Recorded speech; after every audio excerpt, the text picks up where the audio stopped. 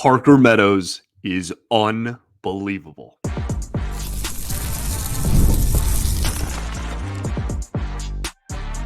You are Locked On Tigers, your daily Detroit Tigers podcast. Part of the Locked On Podcast Network, your team every day. What is up, everybody? Welcome back to another edition of Locked On Tigers. I'm, of course, your host, Scott Bentley. Today is Thursday, August 8th, 2024. Thank you so much for making Locked On Tigers your first listen every single day. We are free and available wherever you get your podcasts, including YouTube, part of the Locked On Podcast Network, your team every day. Today's episode is brought to you by GameTime. Download the GameTime app, create an account, and use code LOCKEDONMLB for $20 off of your first purchase. Terms apply. The Detroit Tigers win another ball game, this time by a score of 6-2 over the Seattle Mariners in Seattle. This game, started very late on Wednesday night and finished into Thursday for us over here on the East Coast, or in the Eastern time zone, I should say. 6-2 victory. The Tigers are now 55-60 on the season, rather, not the series. This was a great win. I want to lead with that. This was a fantastic victory. I thought that this was a professional win, if you will. A lot of grinded out at bats. We'll talk kind of a little bit more in depth about some of the individual players and whatnot. This is a game where when you split it down into what went right and what went wrong, a whole lot went right and not a lot went wrong. And that is exactly where you want to live as a Major League Baseball team. So I thought this was a really impressive victory. I guess that's the word I've been searching for this whole time. I really do. And they're up 2-0 in the series now going into game 3. All great things, right? This was genuinely a great team victory. That all being said, Parker Meadows is phenomenal. He is stellar. And this is kind of the, when myself and it's certainly not like my origin or my original thought, but like a lot of people are starting to talk about how if Parker Meadows hits and can reach in the batter's box, even a league average or around that mark type of production offensively, he is going to be one of the more valuable players in this entire organization. And if he hits above that, you're talking about a guy who could be one of the more valuable players in the American League. Now, he has a long way to go for that, right? You see his season stats still look the way they do. I think even with how well he's been hitting, he's still batting 173 with a 627 OPS. So there's clearly still a long way to go. But since coming back from the demotion, not even from the injury, but from the demotion, he's been fantastic at the plate. And we know he's always been fantastic on the base paths and in center field. And this game really kind of epitomized that point. He is a game changer. That's something that, again, a lot of people in the Detroit media world and a lot of the fan base have been saying when it comes to Parker Meadows, and I agree with it.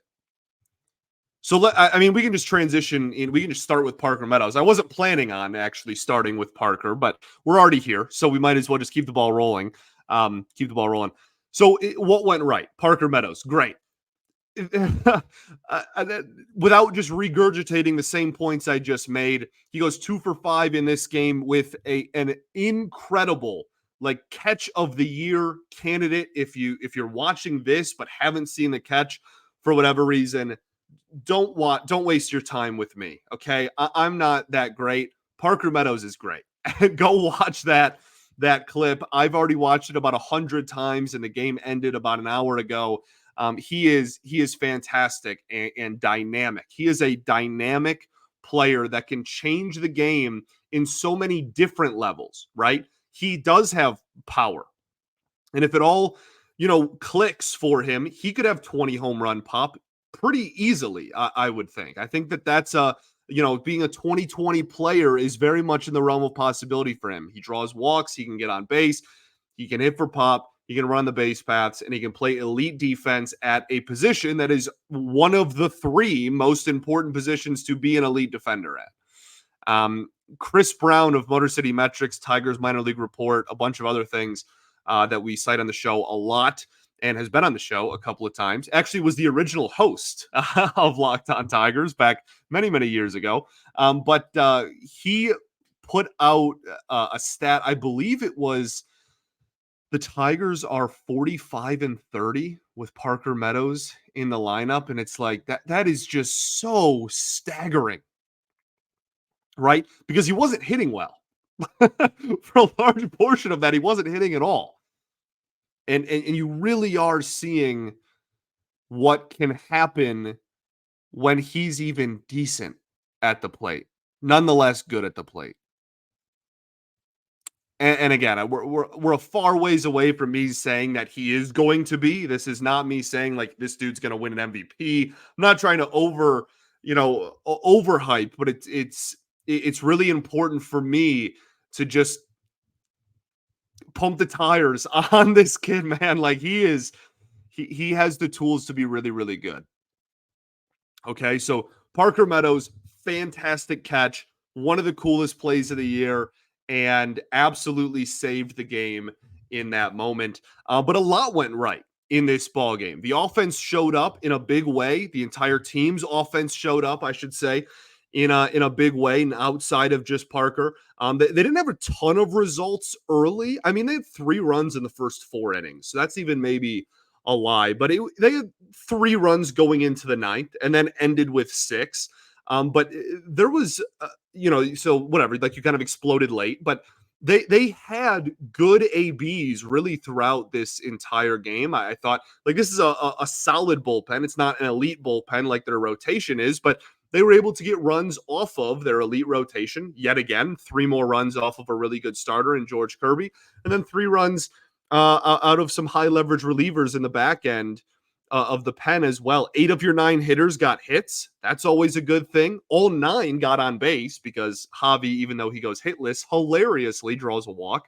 Winfield Perez starts off the game with a leadoff homer, first AB, home run. Like there was, there was gritty, grinded out at bats really all game. Matt Vierling, really solid day at the office. I think was kind of an unsung hero and will probably go a little bit overlooked just because of Scoble and Meadows, but he had 2 really solid plays defensively and goes 3 for 5 with an RBI, and that RBI was a hit with runners in scoring position, which I give Vierling a hard, and his whole team really a hard time about quite often. Gio Urshela brings in a couple of runs. Look, man, if you're gonna be here, why not produce? Like I'm obviously still rooting for him. I don't want that to get twisted. As long as he wears an Old English D, I'm going to be his biggest fan. I just don't understand it from a roster perspective. Also glad he's okay. Kind of a scary, looks like maybe a hamstring injury was about to happen there, but he stayed in the game and looked fine afterwards. Thank goodness. Injuries suck. Don't want anybody to get hurt. Whether I understand him being on the roster or not, certainly I'm never gonna, I don't know, root for an injury or whatnot. Parker, we already talked about, obviously fantastic. Jake Rogers, home run in this ball game. There's just such a difference between this lineup when Jake Rogers looks how he did last year versus how he has this year at the plate too. I want to talk about that right after this. Got to tell today about our friends over at GameTime. GameTime is an authorized ticket marketplace of Major League Baseball, which makes getting tickets faster and easier. Prices on the GameTime app actually go down the closer it gets to first pitch, with killer last-minute deals, all-in prices, views from your seat, and their lowest price guarantee.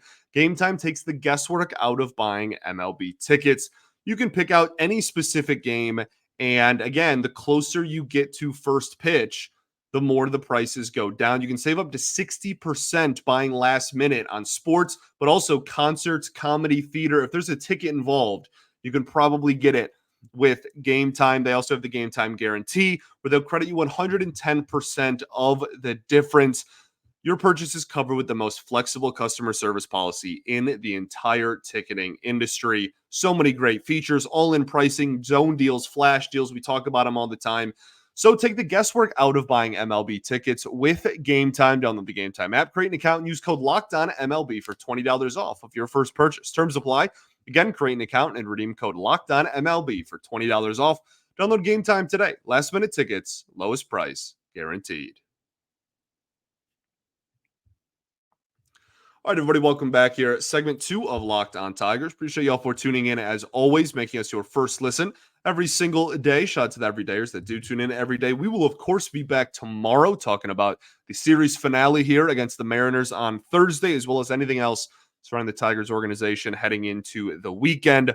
Thanks for making us your first listen. Also, be sure to make Locked On MLB your second listen with Paul Sullivan, a.k.a. Sully, providing you daily national expertise with his trademark humor to help you get ready for the MLB playoffs here in the dog days of summer. Again, Locked On MLB, available on YouTube or wherever you get your podcasts, part of the Locked On Podcast Network, your team every day. So Jake Rogers, homers in this ball game.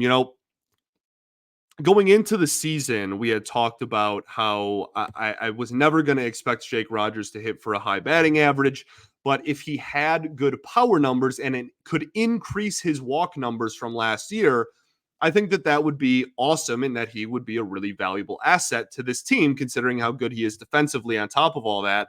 And this year, he's hitting 194, which isn't good. But again, the average isn't like the biggest area of concern for me. 601 OPS after the home run in this ballgame. That is only his 8th home run on the season. That is the thing that bothers me the most about Jake Rogers' offensive season. Now, obviously, if there was more homers, the batting average would go up at least a little bit. But look, even if he was hitting 205, if the slug looked like it did last year and the walk rate was solid, I would still take it. I'm not going to convince you that it's a good average and that he should be like a top of the lineup fixture. But given the value he can provide defensively when he's on, I would take a 680 to 700 OPS with some power, potential 15 to 20 home run pop behind the dish. Gladly.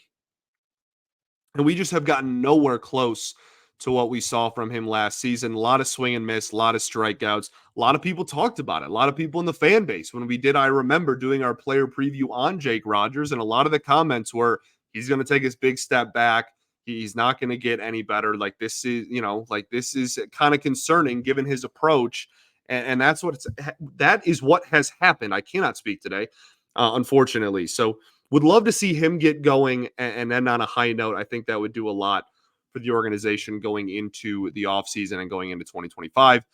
On the pitching side of things, Tarik Skubal on the bump, the other star of this game, was absolutely stellar. 7 innings, 3 hits, 2 earned runs, 2 walks, 9 strikeouts. Honestly, the box score is good, and he did even better than the box score that already looks really good indicates. He pretty much made one awful pitch, and that's it. He made that home run to Cal Raleigh was, goodness. That was a 97 mile an hour sinker right down the middle that sunk into the barrel of the bat. Yeah, I assure you he did not mean to put that pitch there, and I assure you he is aware that that is going to happen more times than not when you put a sinker there at the major league level. I'm sure he would tell you, Tarik being the same thing. Outside of that one pitch, he was essentially unhittable. Like, even the runner that got on base for the Cal Raleigh home run was, like a Randy Arozarena, kind of a weak, cheap ground ball to the left side that Javi got a glove on and just couldn't corral and throw over to first base in time. And there you go. Outside of those two, he gave up 1 hit and 2 walks. He's unbelievable. And I don't know how many different ways I can just articulate how unbelievable he is. So He's incredible. I think he is the best pitcher on the planet. I think he should be the clear favorite to win the Cy Young Award. And that's awesome. That a guy with that pedigree wears an Old English D. And 1 to 2 times a week, we're seeing that caliber of pitcher on the bump for our baseball team. It's awesome. Tarik Skubal's awesome. Some PFPs there. Shout out to my POs, my pitchers. Incredible outing. Really, the fastball, I think, if you want to get a little bit more into the nitty gritty of it, I think the fastball set up everything. But the thing that I was actually the most impressed with this outing specifically was he had no fear of throwing sliders to righties, and that is obviously the offhand. That is the opposite platoon, because obviously Scoble was a lefty, and his willingness to throw sliders low in the zone, right? Like that changeup is such a good pitch. So what righties will do a lot of the time is they will just sit fastball or changeup against Scoble, and they'll go, okay, and if I guess right, then like hopefully maybe I can make contact. And most of the time they still don't, but sometimes that's how he can get tagged every once in a while.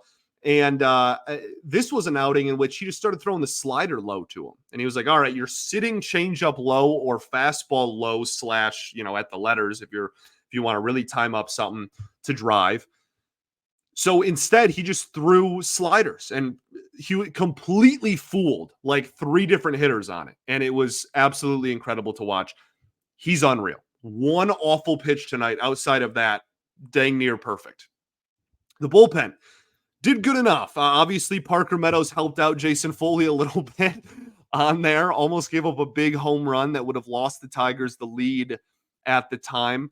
But I didn't think Foley looked incredibly sharp in this one. The velo got back up to like 97-ish at one point, 98, which is something we've kind of been begging for him to consistently do from the beginning of the year. I thought the AB against the Rosarena was good until it wasn't. And that's kind of just how I felt about Foley a lot. Like his ERA is creeping up to 4, man. Like it's not. This is not the Jason Foley of April. Like very much not the Jason Foley from the first 6 weeks of the season. And we got to really get into the lab this offseason and figure out what the heck was the difference between outside of the velo. Where did the velo go? Or what happened from April to the rest of the season? And then Hannafy, honestly, I was pretty impressed with. Obviously gives up the base runner, but then turns around and gets a double play. I thought the pitch execution, goodness, gosh, can I talk? I thought the pitch execution was really good in that AB specifically to get the double play. I liked it. I liked what I saw from him. What went wrong? Not a lot, which is a beautiful thing. It really is. I have one thing written down for what went wrong. I have one, and that is clutch hitting before the 9th inning. Like even the thing I have written down for what went wrong, they fixed by the end of the game. I think they had 3 hits, maybe even all 4, but I think at 3 of their hits with runners in scoring position all came in the 9th inning. They ended 4 for 14, I want to say, maybe even 4 for 16. Yeah, 4 for 16. So it was really not good before that. I think in the 7th inning at one point, they were 0 for 8. Like it was not great. And that was the frustration with this game was they were scoring some runs. Obviously, they had 2 solo homers, which helps. Jake Rogers, 2 solo homers.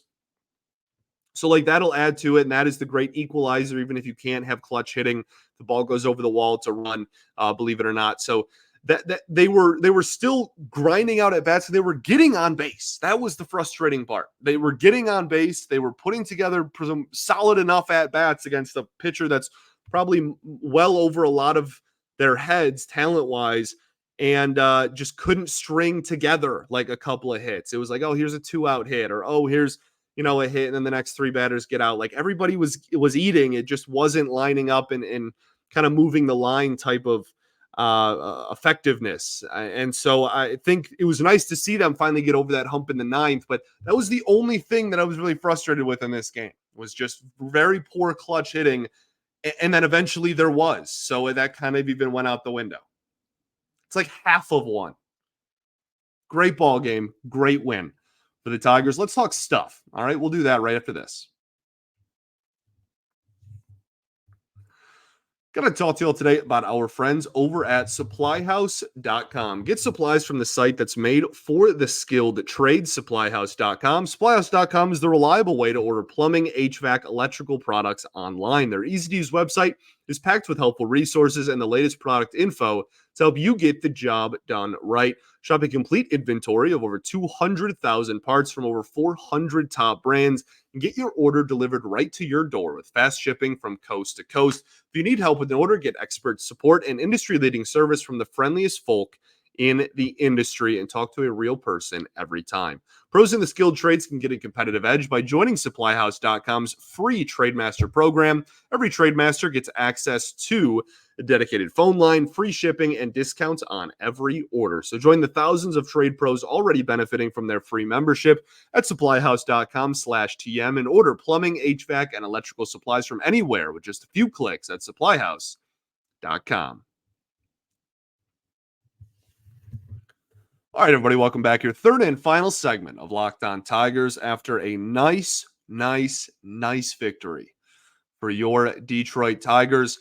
Let's talk stuff. I thought a lot of the small stuff went really well for the Tigers in this game, which is all credit to the players and the coaches there. I was really impressed with quite a lot. The base running in the bottom of the ninth is something that will go very overlooked because they ended up kind of piling it on. But there was a moment in which they hadn't scored a run yet, and they had runners on first and second, and Colt Keith came up and hit a sac fly to Randy Arozarena in left field, and Randy caught it very poorly. He got a really bad read on it and caught it kind of like backing up as he was treading backwards over his head as well, like behind his head. And between the ball being there behind his head and the backwards, backpedaling, the momentum heading the other way, both runners advanced on that and both ended up scoring. That was absolutely brilliant. I was very pleased with the base running there. Again, something that'll go overlooked, but as much as I dog on them for bad base running, I want to credit when I see good base running, and that's what I think we saw in the ninth inning there. So I wanted to give credit to, I know Jake Rogers was on second. I forget who was at first. But credit, maybe Javi. Regardless, really good base running there. Skubal, PFPs, baby. PFPs, pitchers are athletes too. Shout out to all my POs out there. Great stuff to see him. I want to know, I want a velo check on the ball he threw over to first base. I wish they did that. And I guess they do now with like Baseball Savant and whatnot. I could probably, if I really wanted to, figure it out. But I want it just like a radar gun, just like they do with every pitch. Like I just want to know right when he throws it, be like, oh, that was 98 over to Bly Madris at first base. But yeah, really good play. He's athletic. We know that Scooby is an athlete and has always actually done really well with those type of plays, those slow dribblers, the PFP type plays. So tip of the cap to who hopefully, barring a complete implosion here, your AL Cy Young winner. And then, like I said earlier, Matt Vierling with two really good defensive plays, one along the foul line over in left field, and the other one was kind of coming in. And it's one of those plays where he catches it before he dives, and the momentum kind of causes him to lay out, and people laugh and go, oh, you didn't need to dive for that. I'll tell you what, those balls that you're in the outfield for and they just sink, they have top spin on them and they just dive down are so much more difficult to catch than people realize. That is a tough play. Like legitimately, that play he made out there, that is a tough ball to read. And I wanted to give him credit. Again, great day for him on both sides of the ball. The catch. We talked about the catch earlier, the Parker Meadows catch. Just the moment was awesome. And just a really, really cool moment for the fan base. Everybody gets up and starts screaming, oh, Parker, you know what I mean? Like that's always really cool. But the national recognition that the 55-60 Detroit Tigers got on Wednesday night is awesome. And it's because of Parker Meadows and no other reason. right? Tarik Skubal's always going to get national media attention when he takes the bump because he's probably the favorite to win the AL Cy Young right now. But the team of the Detroit Tigers don't get very much coverage nationally, especially over the last couple of months. And to see the pouring in of, oh my goodness, fantastic play. Other fan bases are reaching out to me and are like it's really cool, like playing spoiler, right? A lot of my Red Sox friends, fans are reaching out to me and going, Parker Meadows rocks, right? Because like they're kind of neck and neck with Boston in the standings and kind of are rooting for the Mariners to lose there. So just awesome stuff. And I always am going to kind of take a step back and just really appreciate those type of moments, whether it's in a season that is not going to plan like this one or not, those moments. And Parker seems to be at the centerfold of a lot of them, right? You get the walk-off last year against Houston. That was a big one that everybody, made the rounds nationally. It was all over SportsCenter and stuff. This is another one that will be, right? I might have to wake up and a little bit early and watch the SportsCenter top 10 just to see where Parker ranks. Like just awesome. Just awesome. So shout out Parker Meadows, man, yet again. And then just kind of all in all, I want to we'll end the show by just kind of talking a little bit about where the team stands right now and then kind of looking ahead. We've talked a lot about looking ahead and what I expect the rest of the way from individual players, from the team as a whole, etc. They've looked really good this series, and that's very easy to say. They're up 2-0, but they're, again, 5 games under 500. That's not an awful baseball team. And the best thing about going into the game on Thursday is you have a chance to be 4 games under 500, right? They're not going to like make a run. I'm not trying to get people like bought back in that, like the Tigers are going to go on a hot streak and they're not going to like play themselves into a playoff conversation or anything like that. That's not what I'm trying to say. But these close competitive games against teams that are better than the Tigers are important. And this is what I was asking for, right? We talked about this post-trade deadline was I don't want this team to just roll over and die and just like, become awful and become the Chicago White Sox the rest of the way and be terrible. And one of the reasons why is development of players and culture development, et cetera, et cetera. There's a lot of reasons. But another one of the reasons why that I didn't really talk about earlier and has also, this opinion has made the rounds on social media, is you need to prove that these players and this major league core can win ball games, because then the front office can't sell you the steaming pile on a plate this winter of, well, look how bad they were after the trade deadline. We're still too far away. We're not going to spend. Don't give them that out. Okay, force the hand. Prove that this is a competitive major league core that can win ball games and can be the core of a team that is pushing for a playoff spot next season if the front office goes out and adds pieces around it this winter. Really good work. This was such a good baseball game. This was so fun. So literally first AB, shout out Winfield Perez. First AB through the end of the ball game. Fantastic ball game. Fantastic win. Good work, boys. Javi Baez, 500 OPS watch, had a walk, 2 other outs in this game. It's now at 493. Also, shout out Derek Hill. It wasn't too long ago. I guess time is relative. But it wasn't too terribly long ago where Derek Hill was the future of this franchise. How quickly we forget. Derek Hill was a first-round pick out of high school from the Detroit Tigers. I want to say it was the 2014 draft. I was in high school for sure. Anyway, I can double-check myself later. I'm sure people remember as is. And he was supposed to be this elite speed, elite defense, and if you can teach him how to hit well, he'll be incredible. Does that sound familiar? We kind of have one of those in center field right now. And I just remember my biggest takeaway from Derek Hill's tenure, aside from just being really disappointed, and unfortunately, he just is not a consistent major league hitter. But in his debut, they interviewed his father, and his dad gave one of, to this day, the coldest quotes I've ever heard from a baseball person in my entire life. And that is when they were talking up to his dad about his defense. He looked at the camera and grabbed the mic and said, "We have a saying, and that's nothing falls in the outfield but raindrops." And it gave me chills. At the time, I was like, dang, that is cold. And he had a grand slam for the Marlins. The Marlins season is in an absolute whirlwind. They are sold off everything, have been really bad for pretty much the entire season. So Derek Hill getting an opportunity down in Miami, hits a grand slam, his first career grand slam. Good for Derek Hill. I still root for the dude. I hope he's able to figure it out because, again, if he can even be, I don't expect him to ever be like a league average major league hitter.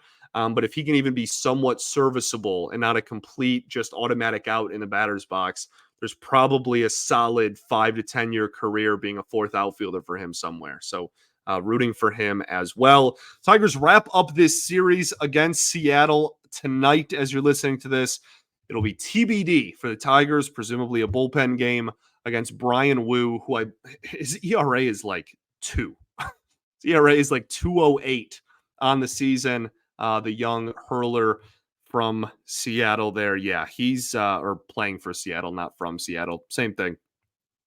He's been phenomenal. He can get strikeouts, lively fastball. He's a problem. And the Tigers have their work cut out for him. Thanks for making Locked On Tigers your first listen every single day. Shout out to the everydayers that do tune in every day. We will, of course, be back tomorrow. Yeah, peace and love. Going to therapy still. I'll catch y'all then, baby. Go Tigers.